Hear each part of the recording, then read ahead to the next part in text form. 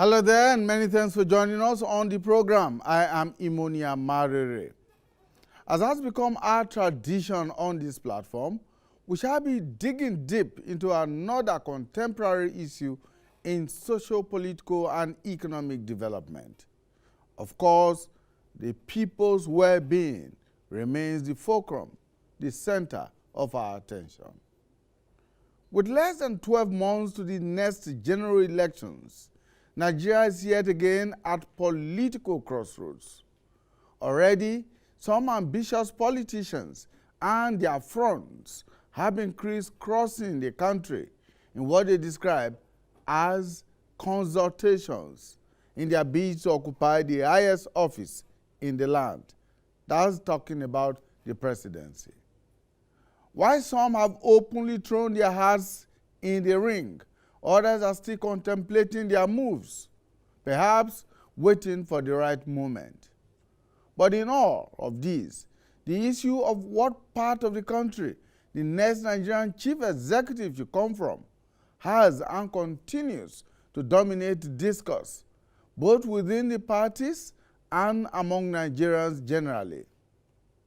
Zoning or power rotation has gained so much traction that it is on the lip of almost every politician, both for and against. This political arrangement of convenience for power sharing among the political elite has always been problematic at the turn of every political circle, and of course depending on who is involved. Each of the 6 geopolitical zones of the country lays legitimate claim to the presidency, regardless of what capacity they will bring to the table. Time and again, we have seen a situation where touted messiahs have fumbled and fallen flat on their faces, muddied and bloodied, yet we tread the old beaten path again and again. Can it and will it bring us liberation? The functionality of the Nigerian political system, the political parties and their operators shall be the focus of our discussion on this edition of the program. Did we get it wrong from the beginning? If we did, can it still be remedied at this point in time? Our guest is none other than the founding National Secretary of the now defunct Alliance for Democracy, AD, one of the 3 major political parties that bettered Nigeria's Fourth Republic. A renowned academic, writer, and rights activist, Professor Udenta Udenta is director with the Center for Alternative Policy Perspectives and Strategy. He is also a fellow of the Abuja School of Social and Political Thought. Professor Udenta Udenta was recently quoted as saying that any politician from certain parts of the country aspiring for the presidency in 2023 is a person without a conscience. What and who does Nigeria need in 2023? All of this we shall be diving into right after now. All right, thank you so much for staying with us. It is rare to find a Nigerian who is an academic, a writer, an activist, a rights activist for that matter, and a renowned researcher, and at the same time, a politician.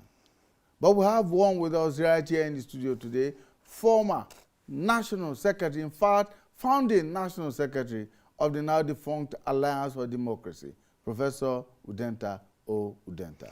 Thank you so much Imoni, for joining us. It's been quite a while. Very long. It's a pleasure. And you went into what you called hibernation. That was at the academic circuit, but I'm back from that hibernation. Great. You didn't go on hibernation from politics? Well, I've always been there, at the subterranean level, nudging things here and there. Yes. But now this is open time, because this transition moment is very significant for the life of this country. So when you say this is the open time, what exactly do you mean? Because already in your intro, you talked about politicians crisscrossing across the country, consulting even when the intentions are fully in the public domain.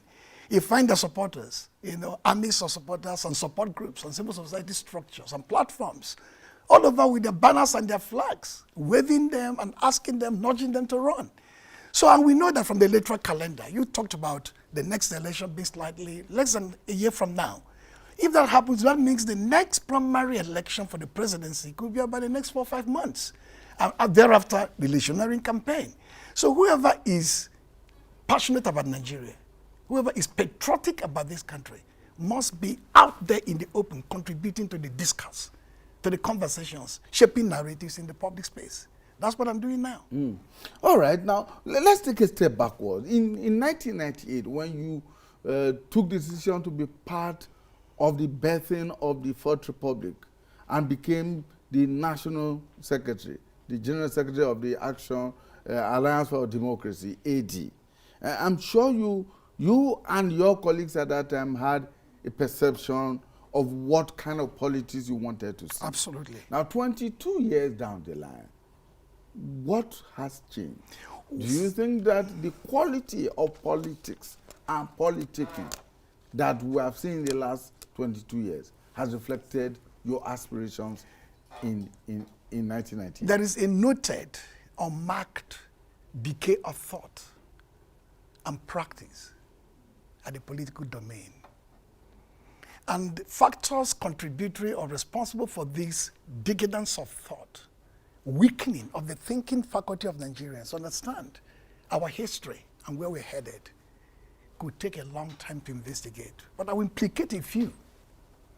One, people like us were not even fully prepared for the role we played. I studied life as an academic. By 1995, I was a senior lecturer to be as an associate professor in 1998. In 2000, I was ready to become a professor. That's 22 years ago, something I achieved only 3 years back. My career was disrupted. My livelihood was threatened. My life was actually under severe pressure. But we needed to rally the nation for the moment through that contributory role in shaping the transition from military despotism into civil, democratic craft.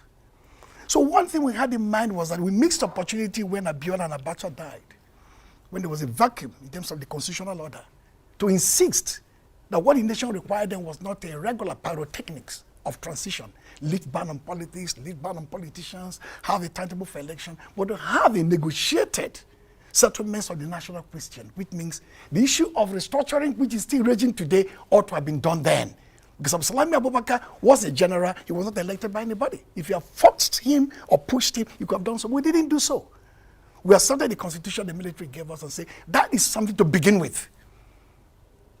The second plug was that elite had to negotiate power openly and subtly among the contending forces that make up a federated nation.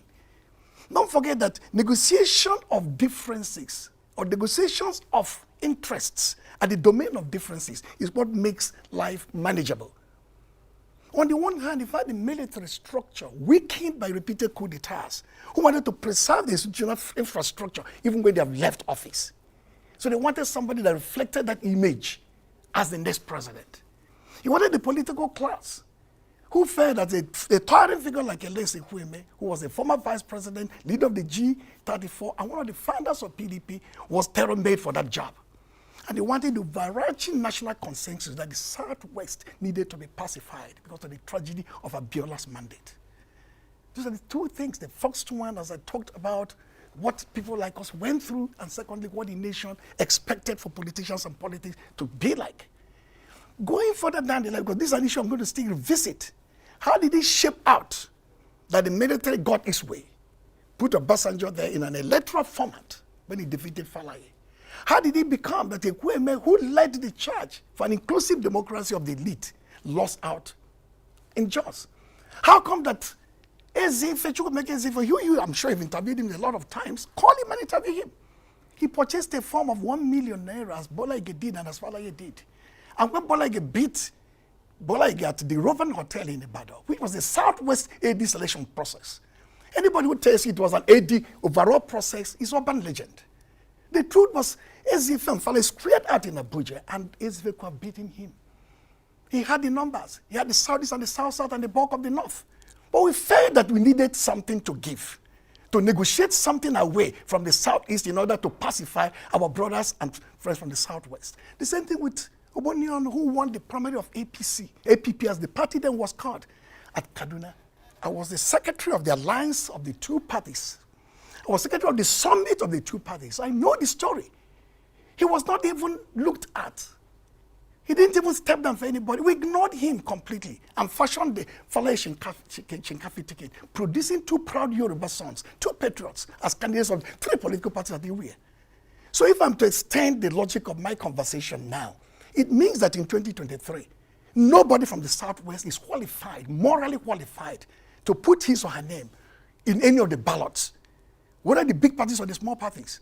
That is what history dictates and compels.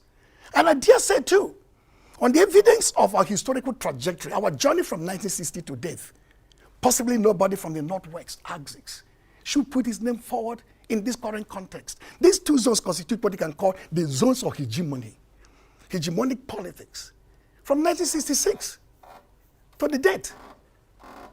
That is actually, for me, the final take on your question is, how come democracy was underwhelmed and inclusive governance with the so-called division of democracy not yielded to the people? Poverty is still raging in the land. Unemployment is harassing the youth. The youth bulge is real. Today we still have difficulties in supply chain of petroleum products. If our housing challenges and social infrastructure decadence or decay, this problem is that we did not even understand the basic foundations of this democratic journey. Clinton, before my American president, was here a long while ago, almost 20 years ago, said, this journey is back to pawn. It's a journey that is going to produce an incremental result, not maximalist result. The implication is that we have a Ferrari body, but a Volkswagen engine, and expect such a vehicle to win a Formula One race. The journey is a very tedious, incremental journey of the elite-driven democratic process. It's not a radical rupture in terms of revolutionary tendencies in Nigeria. So you take it slowly, and it's really taking it slowly. People did not expect the democracy to survive as others when they didn't survive. So the best hands were not even available at the onset of the journey. Today we know better. All hands therefore should be on deck to correct the grave lacunas of the past, the omissions of the past, in order to build a foundation today for inclusive development, inclusive growth, and inclusive participatory politics where everybody will feel a sense of belonging in Nigeria. You have put so much on the table, Prof, but like you say, let's take them slowly and see how far it takes us. First, let's look at what you say was a missed opportunity at resolving the national question. Do you think that the slow nature of our democracy today, and indeed of our poverty and slow economic growth, has any relationship with the unresolved national question? If we had resolved the national question way back in 1998, before we went into liberal democracy in 1999, would we be in a different place? Let me put it this way. Resolving the national question at the structural level is almost like a conversation about zoning and ability or capacity. Zoning, people believe, restricts the opportunity to get the best because you have just zoned to a specific environment where there may not be the best available. Restructuring is actually giving to the federating units what they expect to be their own fair share of participation in the nation-state building process. But at the same time, governance is important, whether you really restructure well or not. How about basic issues of governance? This constitution is not beloved by anybody, but it's not the worst constitution in the history of constitution making in the world. I've made very provocative statements in relation to this constitution and the US Constitution. This one is even a bit more democratic in the sense that even though it was a military-led constitution, it derived substantially from 1999 constitution, from 1995 Abacha's constitutional framework, even from 1989 Babangida framework in the so-called aborted Third Republic. So as bad as the constitution is, governors, senators, chairmen of local council could still have done better than most of them have done. You could still use disruptive and transgressive mechanisms of power and governance models to extend the frontiers and boundaries of this constitutional discourse. It can implement so many things that the Constitution may have been silent upon, not expressly stated or legislated upon.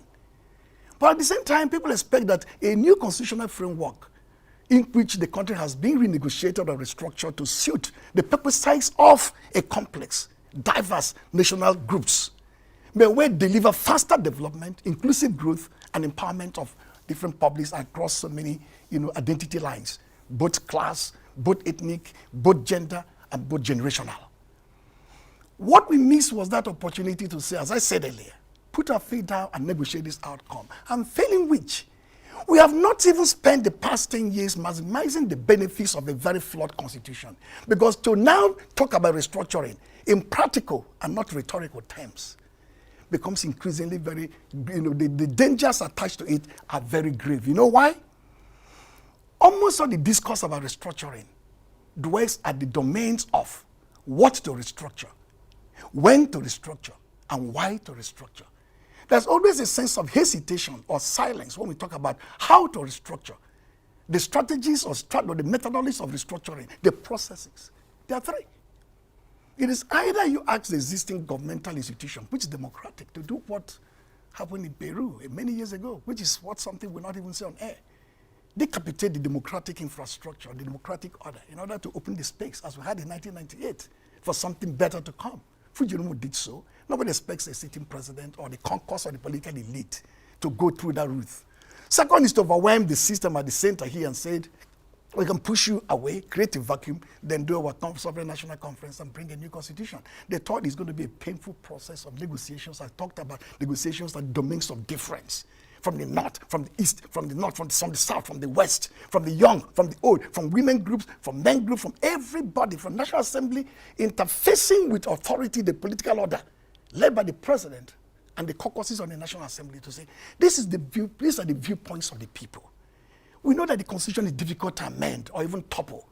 Go ahead and amend the Constitution to create the foundation for its toppling, which means the National Assembly can vote to amend the Constitution to permit its own dissolution. Once you dissolve the constitutional framework by those who created it and those who are servicing it, you create that space. That takes a lot of effort, requires a lot of intervention by democratic intercessors, civil society groups, and nationality structures and platforms. People are not going through that route. They just said restructure.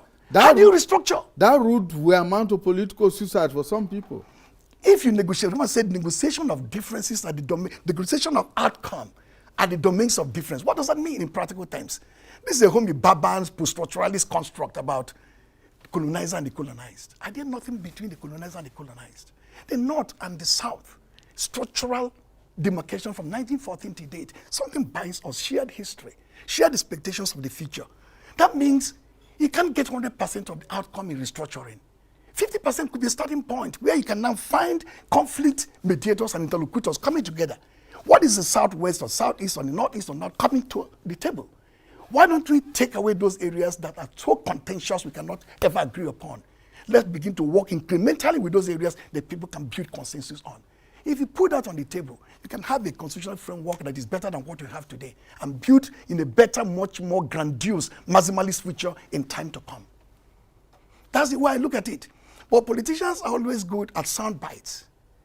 The sound bite, for example, on zoning, if I'm going to go back to that route again, is the governors forum in the South. They want to zone the presidency from the North to the South, but they're very silent about where in the South it will go to. We are not silent in 1998-99. We were specific where it will go to in 1998-99. Even in the party meeting of AD at the Cultural Center, opposite UTC at Area 7, our leader and father from the East, Atomanko, came to speak about, with passion, about the sacrifices of the Southwest, about their dying at the barricades, up in exile, sacrificing everything, losing businesses. Therefore, Falaye must be the candidate. The Southeast group led by Bassey, they say, no, sir. It is going to be a fair contest in which at the end of the day, we'll resolve our differences to everybody's satisfaction. Again, resolution of differences. 7 hours later, Ezefe raised Falaye's hand. He sacrificed his own political ambition. Ekweme sacrificed his. Obonon sacrificed his. Today, we are hearing from the Southwest, all the contenders, about the extremities of thought and practice. Do or die. I must have the presidency. Nobody's going to stop me. But people sacrifice their own presidential journey for today's own enjoyment of this contemporary generation. The same thing with restructuring. If you want to go and take it all yourself and in one fell swoop, without considering the sensitivities and sensibilities of others, their own sense of humanity and dignity as a people, this country will never make progress. We must accommodate the sentiments of the Southeast, South, South, Southwest, Northeast, North Central, Northwest in negotiating a new constitutional outcome. The nation is bound together by geography and demography. And within the demographics and the geographies of the nation state, an overarching territorial order, we can begin now to work out those areas people can come together, those areas that separate them. That is key. In other words, you're saying that there are certain individuals and interests in the Nigeria of today who have lost their sense of history, who have lost a sense of where we are coming from and how we got here. Oh, sure, there are people, because I remember that in 1962, the first signal for the decomposition of the structural and institutional foundations of the First Republic was Action Group crisis of 62, an internal dynamics within a party that was ideologically potent and philosophically clear.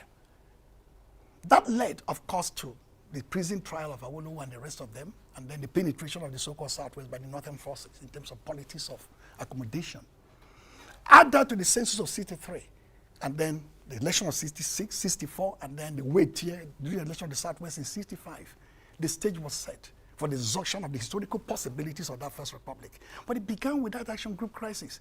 Today we're seeing some signs of crisis in the APC, the ruling party, the party of the president and commander-in-chief of the Federal Republic, where the convention this Saturday may not likely hold all of the signals we see on the public display, and where you find dominant part players in that part of town in terms of party loyalty, talking about taking the presidency by all means and fighting dirty. The same way in Action Group in 66, people wanted to fight dirty. Some very influential politicians today want to fight dirty in the context of their own party nomination process, because you can't fight dirty when there's no general election moment available to us. You have to do that when you have the parties finishing the nomination processes. That is something they've not learned. The bitter tragedy of our history about to repeat itself. It is time the ruling party puts its house in order and the president steps forward to lead now. Not because anyone has interest in APC, but it's unstable APC as a party of the ruling, the ruling coalition portends grave danger for the survival of democracy, and shows them the opportunity for a party like PDP ready now to rescue Nigeria in order to do the job it set out to do at the end of its last convention. That is very key. And that is why we talk about this zoning mess. If you want to zone to the south, like the southern governors will proclaim, you must zone to the southeast. It must be region specific as it was in 1999. And evidence available to us, not to me, not to you, Imoni, to everybody in the country, was that in 1999 to 2007, General Obasanjo was our president from the southwest. 2015, possibly to 2023, Oshibanjo is our vice president from the same zone. That is an 16-year presidential journey at the level of the presidency and the vice presidency, from where you now decide in a very strategic manner the founding of the democratic process, the nurturing and its consolidation in terms of security, defense, apparatus, what happens there, who gets what there. If you do not now zone to the southeast and pronounce it by the parties, it therefore means you are doing politics of deflation and concealment to deceive the people. That is where, for example, my own Balam, Mohammed comes in as a rearguard battle. A rearguard is to fight, use practice to overcome contradictions. China did it in 1978 under Deng Xiaoping. The Mao period was that of doctrinal communism, in which he didn't want to overcome contradictions. He wanted to slaughter contradictions out of the way. For me, I have to overcome contradiction, the perfidy of the elite, the charm of certain zoning that will not pronounce the southeast as the zone of attraction for that zoning. We mean that at the end of the day, the people of the South will be deceived. And it's too late for a rearguard battle. I start my own rearguard battle now. If the parties, PDP and APC, zone to the southeast, official pronouncement, the question of whether I'm supporting Bala Mohammed becomes mute. He too will understand that this president has been zoned officially by his own party to the southeast. If he fails to make that pronouncement, it may be perfecting and consolidating hegemony of the southwest and maybe hegemony of the northwest. And why I'm from the south and can speak passionately about the South. I leave it to the Northern, not from the Northeast and the North Central, to see whether they will, even in this turn, expect a South-Northern hegemony to continue from Ahmadu Bello. Don't forget that in the First Republic, Tafa Bella was a prime minister, but he was a deputy to Ahmadu Bello. He took instructions from him. It was a parliamentary system of government, not a presidential system. The party leader dictates the tempo, the direction of policy. From there to Shagari, from there to Yaradua, from there to Buhari. If those in the Northeast and the North Central expect that outcome in 2023, so where be it, let them litigate their own crisis of geography and demography. Me from the South, no proud Igbo son from the Southeast, we cast a lot, his or political lot, or her lot, with the Southwest. By doing so, consolidating on Southwest political hegemony in this current dispensation. It's as well that you have tried to explain what I consider to be the contradictions between your advocacy for an Igbo president and then your support for Bala Mohammed, who's from the Northeast. But be that... We'll come to that later, yes, we'll come back to that later. But you see, there are 18 registered political parties in Nigeria as of today.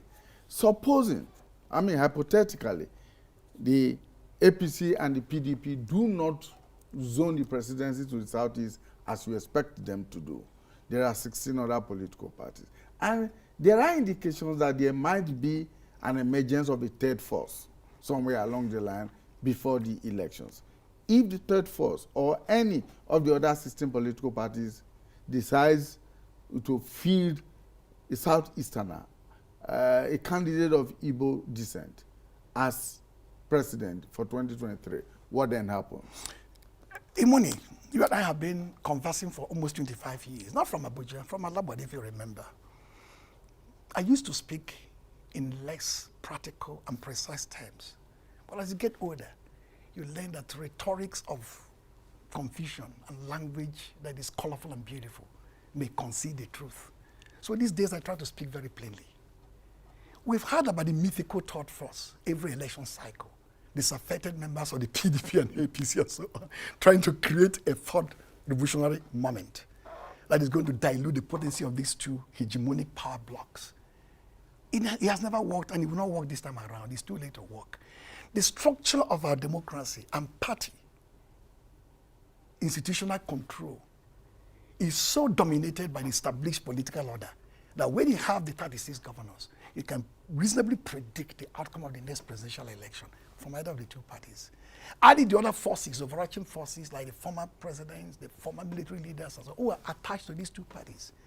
So if you have the South is being denied opportunity in these two parties, and they pick up a third miserable force that want to satisfy emotion and symbolism to have had somebody run.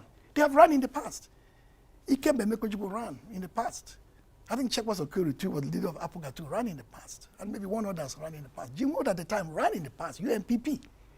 He didn't lead them anywhere, and it will not lead anybody anywhere.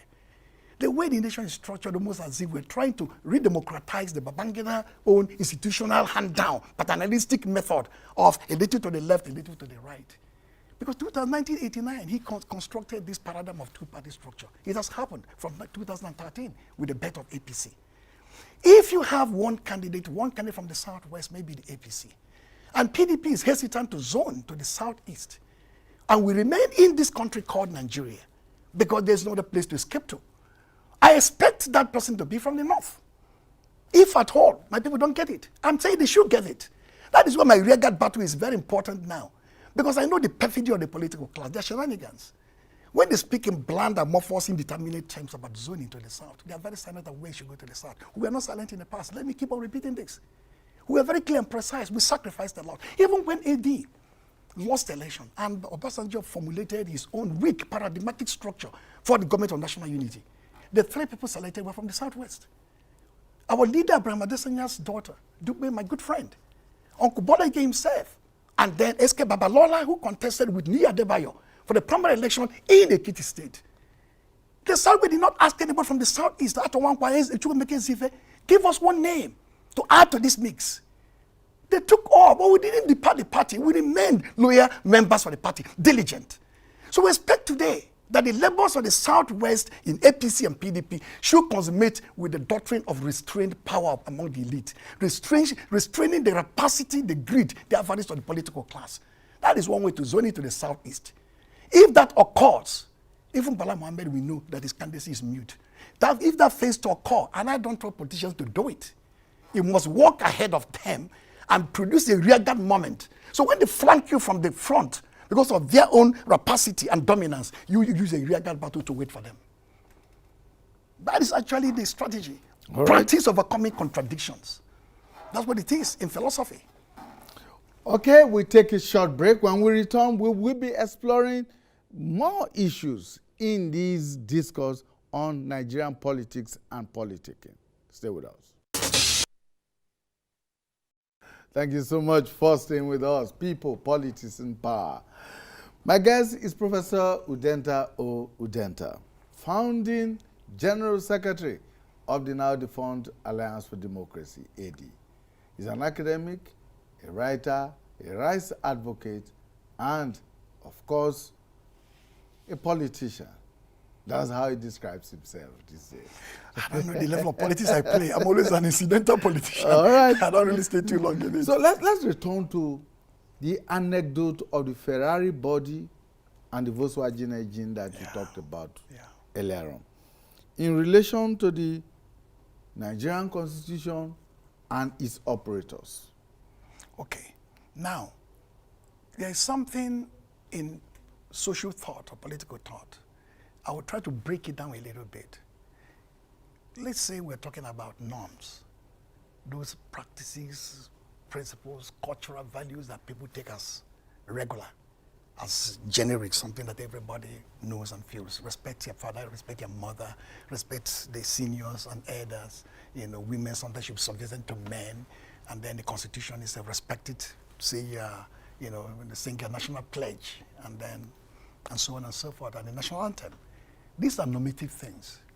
But norms are essentially concealed ideologies. That's why a scholar called Louis Arthurs had talked about ideology and ideological state apparatuses. Check the issue it mentioned, monetization of politics. Why wouldn't my people, the Southeast, take from one of the small parties? The dominance of the other parties will stifle that possibility. But they tell you on paper, every party is equal and everybody is equal. That's the norm. But the ideological foundation is that they are not equal. Take the law. They say it's blind. A guy who steals a goat somewhere in massacre gets convicted within a week and jailed for 20 years. 95% of those in awaiting trial facilities are people who have nobody to speak for them. But the law is blind. But it takes a governor 12 years to be tried, and most of the time not convicted. That means the law is fully cited. It's ideological apparatus used. So liberal democratic norms are trumped by practice. Illiberal practice, suppression of human rights, denial of space for the media, including your own media here, has had some running battle with the authorities of the day. These are all efforts to frustrate the full-blown glowing of democracy. See, liberalism and authoritarianism are part of the things that dwindle the effectuation of democratic practice and inclusive governance. Another one will have to be issue with perpetually talking about corruption. Corruption is something which is very important because it leads to decay of governance and statecraft. But much more impactful than corruption, you talk about mediocratization of governance. Why do we produce cycles of personnel who have been underperformed and underwhelmed? These problems are not essentially structurally alone and constitutionally alone. Human capacity is important. That is why you find that at the margins of the society, the nation bristles with a lot of capacity and intellect. Move abroad, Nigerians are delivering in every field. What Achebe and Shoyinka did in the 50s and 60s, the Chimamandas and Helon Abelas and Chris are doing it in the 21st century. That means there is no weakening of the mental state of the Nigerian people as individuals.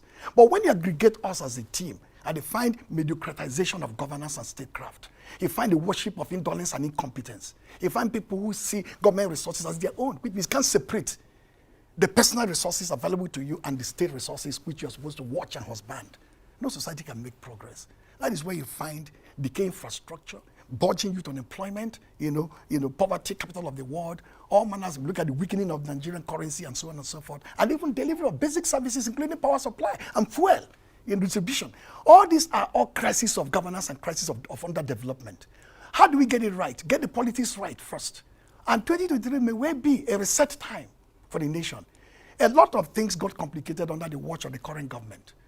The whole fanciful effort to rhetoricize governance at the level of bombastic, expressions of thought, propaganda-driven, agenda, as against settling down and looking at basic minimal situations the government can intervene in and work on. Not that the government itself underwhelmed in every single particular. No government can, you say, fade in every single particular. But overwhelmingly, this government was distracted by itself. We expect that the next government in 2023 will not be distracted by its own self-imposed contradictions.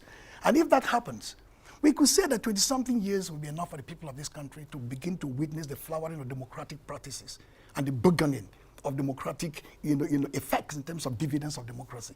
But if we reset it correctly in 2023, and if we find opportunity, as I say, the third option, the third way to restructuring, all hands being on deck to negotiate these differences at that domain where everybody intercede, it is important that this country can jumpstart its development and move on. Talking about jumpstarting or leapfrogging our development, one would have thought that given the number of years of self-rule, 62 years of independence, at this time we should as a people not be talking about zoning, power sharing, and all of that stuff, that we should be talking about merit and not. Anybody, Imoni, who tells you otherwise is either being clever by half or being naive or plain ridiculous. You're an Igbo person, you're a Yoruba, Hausa, Fulani, and Gas before you're a Nigerian. You cannot decenter and specialize your identity construct because you have a capacity as a Nigerian. Some candidates saying we're going to run as Nigerians, but you have what is called lineage of power and authority. Some resign from offices to contest election at the local level, and the people send them forth to represent them at the center. Then when you occupy dominant positions at the center, you now delink from your zone or section or region to say, it doesn't matter to me, it's only my capacity that speaks for me. No. US is the fulcrum of the so-called liberal democratic order today, and identity politics or culture wars. That is what resonates there powerfully. That's what Trump came to expose. His limits and his strictures and guardrails that really put together this so-called culture war. Take, for example, the current battle in the US over CRT, critical race theory. Critical race theory is a refunctioning of the old critical theory of the Frankfurt School from the early part of the last century. Today, to the construct on intersectionality, that means gender oppression, racial oppression, class oppression, merging together to produce a moment for dominated groups to challenge the dominators through counter-hegemonic practices and methods. So CRT is a method in which you have to reinvestigate American history and know whether racism is just an ephemeral occurrence or structural occurrence within the system. So when you talk about gay rights and gay, so on, when you talk about abortion rights, these are all identity issues. Black and mainstreaming the black into the American political and economic mainstream, the Latino groups, the men group. So identity politics is there, and it can work side by side with politics of merit and capacity. If you zone the president to the southeast, even to my village will produce a president, a vice president, and professors in every ministry. That means my village alone has enough to govern Nigeria at the cabinet level, not to talk of the southeast or the south-south or the northeast or the northwest. So when people are trying to exclude or politics of exclusion, there's a mutual exclusion between zoning and capacity. That is not true. But zoning is a means, a paradigm of restrained power and appetite for that power among the elite. It may not even be legislated upon or constitutionalized. It may well be a gentleman's understanding that it is the turn of this specific unit to secure this outcome. If you don't give it to them, you're not included in the national conversation. And they have the right to use a rearguard method in order to say, I can mainstream myself like the Southwest did in 2015 when Osibanjo became the vice president, and he's actually putting himself somehow, I don't know, for the big job. Like in 2007, when Jonathan, our former president, became the vice president, and the presidential moment came and he became president. And beyond even the issue of the presidency or the vice presidency, when you talk about merit and capacity, the key thing in the South is actually inclusion. You have a defense and security apparatus of the state or council where there's no single Igbo voice, Southeastern voice. Nobody there to decide on impactful decision-making processes and situations affecting their own destiny as members of this group, of this nation. We find in certain commands of the system, both the apparatus of economic governance, both in terms of immigration, both in terms of areas that concern the entrepreneurial ability, like the MPA, NIMAS, and so on, their voice is muted. These are part of that inclusive politics you're talking about. It's not even the presidency as a single subject. So it is actually the presidency and all the effects that come with it. So when you find zoning that is ridiculous, that is blunt, that is viciously, full of perfidy, and that is actually conceals and deflects from the truth of the matter, the Southeast will have no choice in order to remain integral players within this system to do the rearguard battle as Udenta is currently doing. But if the political parties, not nationality groups, not civil society, who are already doing it as patriots, passionate patriots who are saying, Ohanese will say, you must go to the Southeast. Pandef, Afenifere, Middle Belt Forum. But they are not people who decide destinies of political parties. They are not determinants of outcomes within the political establishment or established political order. The party leaders, the governors, the senators, and the BOT members and the caucuses do so. And they are being very elliptical, very opaque, deliberately deflective in their nuancing of zoning. When you nuance zoning to become amorphous and indeterminate, you are concealing something, the loss of humanity of the Southeast. You are deflecting something, the need for historical restitution. And because I am aware that this class of politicians are not ideological class, they are not revolutionary class, they will not listen to moral imperative or ethical authority to say, let's do the needful as Udenta them did in 1998-99. We prepare for the time when the betrayal will occur. I will not be caught snapping when that occurs. Which of course takes me, you just hit the nail on the head there about the nexus between the lack of an ideological foundation in most of these political parties and what obtains today in the structural defects that seem to be very obvious in the political parties. Very important. Let me speak about the PDP, because AD didn't last that too long as a robust platform for us to interrogate this particular subject. PDP came with a set of mindset. It came with a vision for what Nigerian democracy will be down the line. Obasanjo must have helped to infuse that logic of a party in a hurry, to not only to rebuild the infrastructure of democratic governance in Nigeria, but extend the frontiers to the rest of African countries. That's why they established the PDI. People Democratic Institute was just a response to the avalanche of what they can call benignly invading Western structures and superstructures, democratic building, in purposes. The NDI, the National Democratic Institute, the NIRI, National International IRI, International Republican Institute, IFES, Commonwealth centers, and so on and so forth.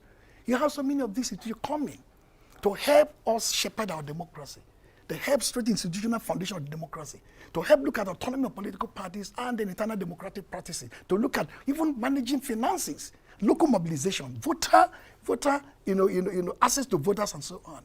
PDI therefore set to do that, to infuse PDP with an ideological clarity, with a philosophical purpose that in 20-something years could have displaced this avalanche of Western institutions and then led the PDI into a trajectory across the whole of Africa.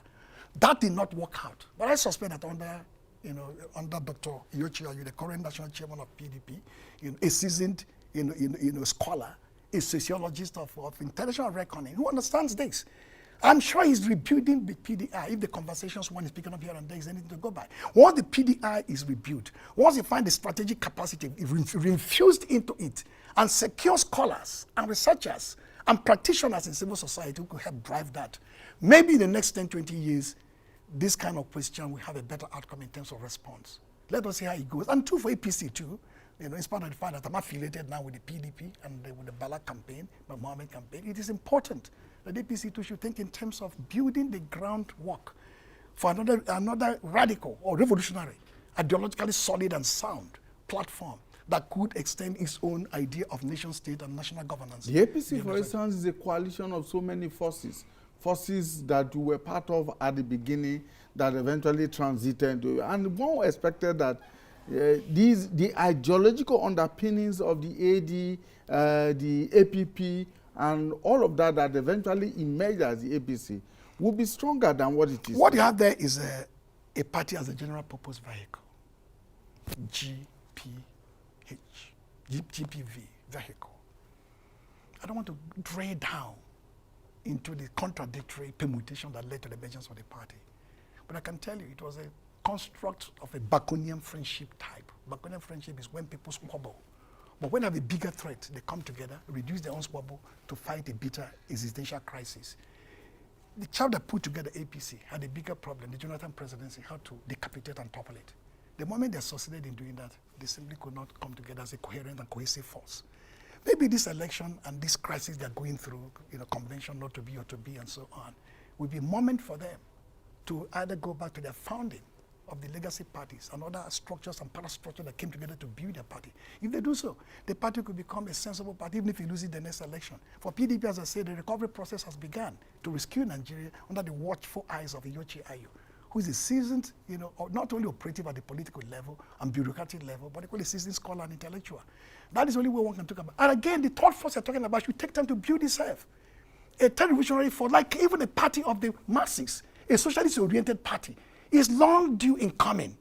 Those of us with a background in Marxism and Marxist scholarship and Marxist revolutionary thought have somehow put, to task. Why are we playing bourgeois, liberal politics when our foundation is Marxist politics? Yes, as I said in the past, I could rhetoricize this conversation to no end. But it's important for me to know that practice overcomes contradiction. I will not put my head in the cloud as an ideological man, resurgimenting ideological moments, while at the center the country is slipping into disorder and waste. Let's use the remaining few minutes that we have to take a look at the Electoral Act Amendment Bill. It's been so controversial for a while now. It shouldn't be. The expectation is that Mr. President will sign that bill into law anytime from now. Otherwise, the civil society groups are already mobilizing. I said it should sign into law, but one thing that is sickening to me is when you make a law that seems to be a law that you make for the moment. No matter how powerful a law you want to enact, a legislation, self-interest should not be in it. Even when you put there, goes against your own interest for the moment. Historically, in future, it may well impact in a salutary manner to the fate and destiny of our democratic enterprise. When they had the first insertion about direct primaries alone, that was insufferably naive and stupid. You leave the party's options in what they want to do. When they now say ministers and others have to resign before, it's even unnecessary. The key thing that electoral act, the transmission of results via electronic means. Somewhere down the line, 2-3 years, you can begin to bring in other not strategic, not fundamental purposes of that law. The key thing is electoral. So keep your eyes on the ball. Smuggling in a few other things there leaves opening to other people who may not like it, not to persuade the president not to sign. I do hope he signs that electoral act into law quickly. The PDP governors have evoked that sentiment to say, sign this into law. Whatever is there, correct it down the line. So if that happens, I think the electoral act coming into effect will produce maybe a better electoral outcome in 2023. And then finally, we seem to be agreed on the fact that the Nigerian political system is not a perfect one. Sure. It's one that needs to be reformed one way or the other. It has to be. How do we go about this? Is it through the process of lawmaking or indeed of helping to rebuild the entire political process? The first is to rebuild infrastructure. Democracy is planked by 3 variables: instruments, institutions, and processes. If you get the instrument right, which is the constitution, and as I said, it takes time to get that constitution right, then the institution is produced by instruments, not just the tiers of government, but political parties too. Get the political parties right, internal democracy, ideological clarity, functioning of a political domain in a way and manner that it helps to build inclusive participatory democracy. Civil society, allowed to its responsibilities and not just chewing on everything. Achebe, in Hour of God, we talked about escalation of the ritual moment. Why do you take on something which is not even your own problem? Civil society should know those things that is their own problem and leave those things for the intercessors, those who are elected to solve the problem. Put pressure on them. One will not believe in division of labor between the media, civil society, and the political class and corporate players. When we now strengthen democratic governance in the political parties, when we retool the constitutional foundation of the state, and then bring in people who are capable, and then reduce mediocratization of statecraft, this country democracy will see a better time. Professor Udenta Udenta, it's been a stimulating session with you. I look forward to more of this in the days ahead. Thank you so much for your time. Thank you, Professor Udenta Udenta, renowned scholar, rights activist, fellow of the Abuja School of Social and Political Thought. Joining us here on People, Politics and Power to take a holistic look at the Nigerian politics, the Nigerian politician, and the entire gamut of the political processes. Thank you for investing your time with us. Join us again when we bring you a fresh edition of the program. Bye for now.